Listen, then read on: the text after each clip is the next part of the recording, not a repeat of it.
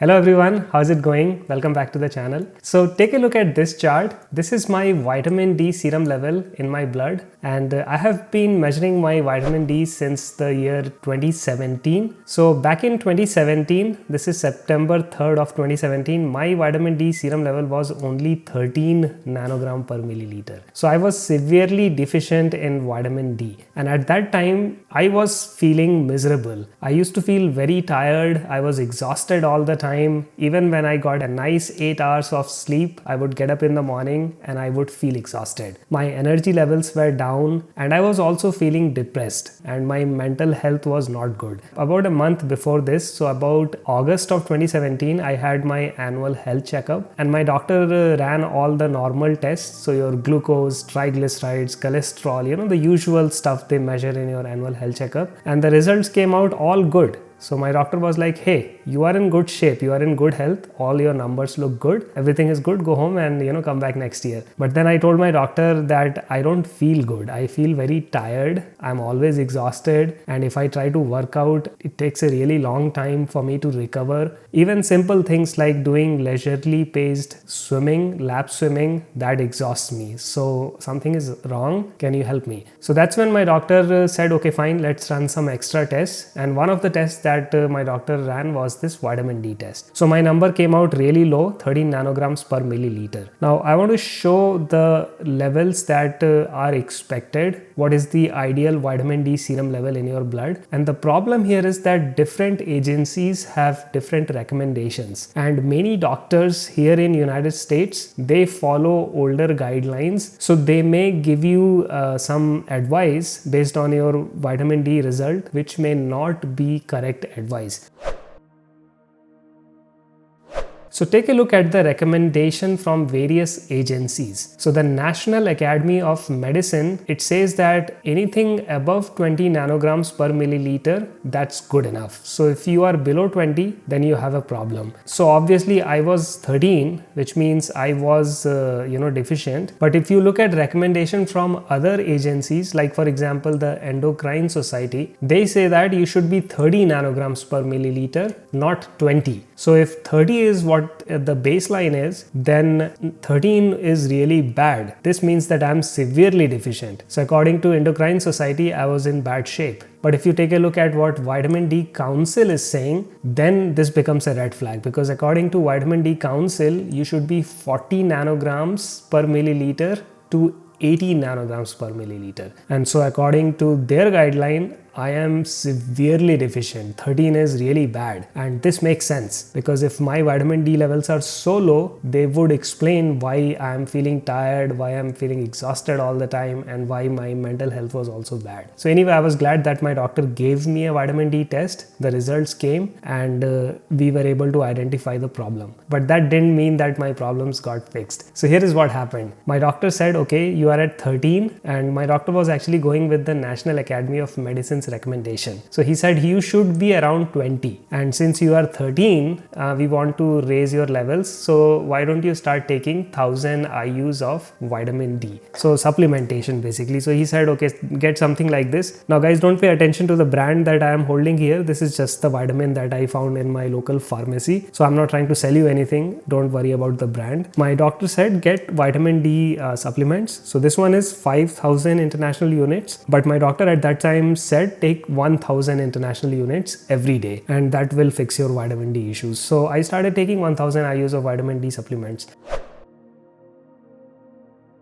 Take a look at what happened. So July 15th, 2018, I was still below 20. I was at 19, and I was still feeling like crap. At this point of time, I did not feel any better. So my doctor looked at this and he said, oh well, now you're coming close to 20, so you are making progress. Just keep taking 1000 IUs and you will get better. But I did not get better. Between this interval, I felt exhausted. My legs would hurt if I went for a jogging, or when I was swimming, my entire body would ache, and I was not feeling good at all. So So right around this time, I decided to get a second opinion. So I went to a different doctor. This second doctor was now following the Endocrine Society's recommendation. So my doctor said that yeah, 19 is not good. You should be at least 30 nanograms per milliliter. So my doctor said take 2000 IUs of vitamin D every day, 2000 international units of vitamin D supplementation every day, and let's take your levels to 30. So I did that. So from July 15th to Feb 7, 2019, I was at 25. I was still below 30 nanograms per milliliter. According to Endocrine Society's guidelines, I was still deficient. This is almost 2 years now. I started from 2017. Now we are in Feb of 2019. I am still deficient and I'm still really not feeling any better. I felt like crap here. I felt like crap here, and now 25 nanograms per milliliter, I'm still feeling bad. So this was not going anywhere. So then luckily for me, my insurance, I changed my insurance, and as a result, I had to change my doctor. So I went to a different doctor, and this new doctor looked at my numbers, and this doctor was no longer following the guidelines from either these guys, National Academy of Medicine or the Endocrine Society. My new doctor was following guidelines from Vitamin D Council, and he said that your levels are still very low. You should be between 40 and 80, and for your age, so I am in my mid 40s, he said that you should target about 65 nanograms per milliliter. And that came as a shock to me because all my previous doctors had said that try to be around 30. So this guy was saying 65 nanograms per milliliter, that is the ideal healthy range. So this doctor told me take 10,000 IUs of vitamin D3 supplementation, 10,000 international units of vitamin D3 every day. So I started taking 10,000 IUs of vitamin D3, and now I actually saw an increase in my vitamin D serum level. So from Feb 7 to May 27, 2020. So this is less than 6 months. In less than 6 months, I was able to almost double my levels. So I went to 47 nanograms per milliliter and I started feeling better. Now I was actually feeling more energized. When I got up in the morning, I had more energy and I kind of started feeling like I was getting back in shape. But at this point, I kind of screwed up. So what ended up happening was I started looking for more information because of my previous experiences with my past doctors who had given me wrong information, right? My first doctor said National Academy of Medicine and he gave me a recommendation of 20 nanograms per milliliter. The second guy said 30 nanograms per milliliter is what you should target. So now I was like, you know what? I need to go and find out what is the right number. I need to do my own research. In doing my own research, I stumbled across this term called hypercalcemia. Now, hypercalcemia is basically vitamin D toxicity. So the problem for me was, if you look back at the vitamin D, pick any vitamin D supplement, whatever you have in your home, and look at behind what they are saying. So they say that the maximum that you should take in a day, the safe dosage is 4,000 IUs of vitamin D. 4,000 international units per day, that is the safe level. So anything above that is not safe. So I was taking 10,000 international units at this point of time when I was 47, and so I looked at what these guys were saying and they said 4,000 international units is safe, anything above that is not safe. So I got scared and I stopped taking 10,000 international units. I dropped it to 5,000 international units. I thought that okay, 5,000 should be safe. This particular vitamin D supplementation, it was 5,000 international units. I was taking 2 pills. So I felt like maybe I should just take 1 pill. I don't want to get hypercalcemia. I don't want to get kidney stones, and so all these scary things that I had read online, I was really scared. So I dropped my dosage to 5,000 IUs and my vitamin D serum level tanked. It went to 34 nanograms per milliliter. So then 2021, I have another health checkup and my numbers come out 34 and I again was not feeling good. So my doctor asked me, are you taking 10,000 international units of vitamin D like the way I told you? And I said, no, I'm not. I said, I'm taking 5,000 international units. So my doctor was like, why? Why are you not taking 10,000 international units? And I said, I'm worried about kidney stones. I'm worried about hypercalcemia. So that's when my doctor explained few things to me. And one of the things my doctor explained was that the amount of vitamin D a particular person needs to take, the supplementation, that depends on whole bunch of things. So when these guys say that 4,000 is the safe limit and do not take more than 4,000, that is not true for all. That may be true for some people, but it's not one size fits all. So if you are a person of dark skin color, for example, somebody like me, then you can go out in the sun, you can spend a lot of time in the sun and you may not be able to synthesize as much vitamin D as someone who is lighter skin colored. Also, if you are old or if you are obese or if you have some kind of autoimmune disorder, some kind of autoimmune condition which is causing inflammation in your body, then your vitamin D synthesis and your vitamin D absorption, it's going to tank. And in fact, this is precisely what was happening with my case. So I had an autoimmune condition called Hashimoto's that affects my thyroid. And so this particular condition was one of the main reasons why my vitamin D levels were so low in the beginning here. So back in 2017 to 2019, my levels were so low because I had Hashimoto's. And even when I started taking 10,000 IUs of vitamin D3 supplementation, I was still sitting at 47, which is actually, if you look at the recommendation here, vitamin D Council says 40 to 80. So I was closer to 40 than to 80, which means I was still on the low side. So my doctor told me that you have this particular condition and you need to take high dosage of vitamin D3 supplementation because your body is not absorbing the vitamin D3. And she also told me that in addition to vitamin D3, I need to be taking few other supplements to help my body absorb vitamin D3. So the first thing that my doctor told was to take vitamin K2. This is vitamin K2 in the form of MK7. Again, don't pay attention to the brand. This is the Walgreens brand because that's the closest pharmacy near my house, so I got it from there. Don't worry about the brand. You can get whatever brand you can find in your pharmacy. But vitamin K2 is important. You need to take that with vitamin D3. If you take both these together, you are able to absorb it better. And in addition, you also need magnesium. So I take about 400 milligrams of magnesium. So if you take these three guys together every day, then you will be able to absorb vitamin D3 better. And so that's what I started doing from this point onward. So this is October of 2001 here, and I'm taking 10,000 IUs of vitamin D3, so 2 pills of this, and I'm taking 400 milligrams of magnesium, and I'm taking K2. This is 100 mcg per serving, so I take one of this, and from there you can see my levels went up, and so now July 8, 2022, I am 67, and then last year I am 66. So basically I am holding steady. This is above 65, and if you look at the recommendation here, I am exactly in the smack in the middle of 40 and 80. So I am right there in the perfect Goldilocks zone. So finally I have been able to get my vitamin D levels to where they need to be, and it happened because I take all these 3 supplements. So I did more research on this, and this is what I found. So the first thing is 10,000 IUs works for me. I'm not saying 10,000 IU will work for you. We all are different. Our bodies absorb vitamin D3 in different ways. You may be old, you may be young,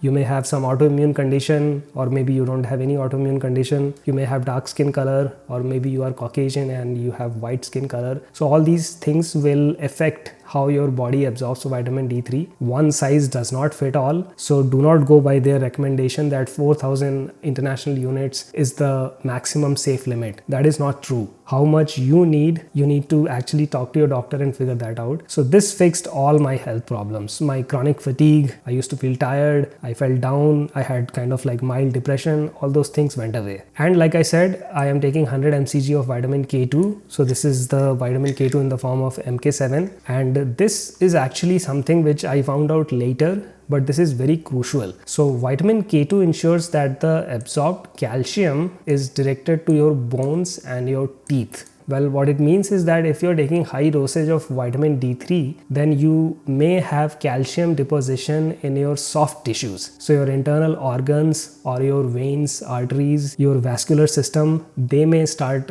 having calcium deposits, and that can cause all kinds of problems, including kidney failures, and it can cause kidney stones. So those are the things that sometimes you read on the internet where people say don't take too many vitamin D3 supplements because you can have these problems. So these problems can happen if you are taking high dosage of vitamin D3 and if you are deficient in vitamin K2. So if you take 100 mcg of vitamin K2, then that will fix the problem, because vitamin K2 will ensure that your vitamin D3 is going to help in calcium absorption in your bones and your teeth, which is what you want. You want strong bones and teeth, right? You don't want calcium depositing in your arteries. And finally, magnesium. So 250 milligrams of magnesium, and you can buy magnesium in various forms. What I have found is that magnesium glycinate is the best form, because this your body is able to absorb it better. So in your pharmacy, you will see various magnesium supplements. Glycinate is the one that is the best because you are able to absorb it the most. Magnesium oxide actually is the worst because you just pass it out. Most of your magnesium oxide that you take you will just pass it out in the morning. You are not going to absorb it. So look for magnesium glycinate. And if you're wondering why you need magnesium, so the main reason is that magnesium helps to circulate and activate vitamin D. So if you're taking magnesium and vitamin D, this will help with the absorption of vitamin D, and it will also help with the circulation of vitamin D, because vitamin D serum level is in your blood and you want it to circulate and reach every corner of your body. Remember that many cells in our body, including our immune system, even the cells in our brain, they all have vitamin D receptor. So they respond to vitamin D. So if you take magnesium, it's going to help vitamin spread all over your body. It will make it available to every corner, every tissue, every cell in your body will have access to vitamin D. Now, if you want to learn more about all this, if you want to learn exactly how these things help you and what exactly I did to fix my vitamin D levels and bring it up to a healthy level and how I started feeling better. So what I have done is I have created a video series where I have documented everything and I talk in detail about all the things that I have learned in the last 6 years. I have been struggling with this problem for a very long time. So I have learned a lot and I have put all my knowledge, everything that I have learned by researching myself, by reading published papers, peer-reviewed medical journals that I could find, and also talking to various doctors, right? Multiple doctors that I have worked with in the last 6 years. I have consolidated all that information and I have created this series of videos.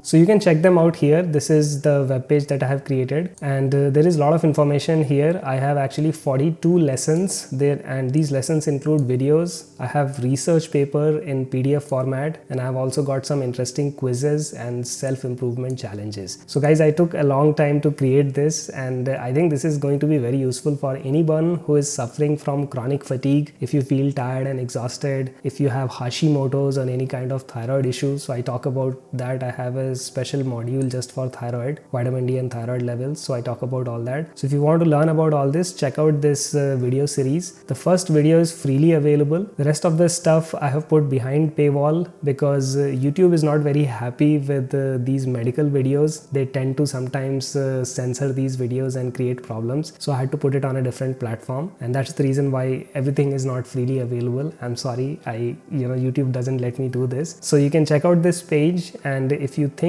this is going to help you, then I encourage that you go sign up for this. And by the way, I also wrote a book about this. So this is the Secrets of Vitamin D, currently in 3rd edition. If you are interested, you can also get this, and I will link everything in the video description below so you can check these out. Now I want to make one thing clear, guys. I am not a doctor, right? I don't want to mislead anyone. I'm not a doctor. I'm actually an engineer. I'm an electrical engineer. I have my expertise in electronics and computer science, but I am the guy who likes to do a lot of research.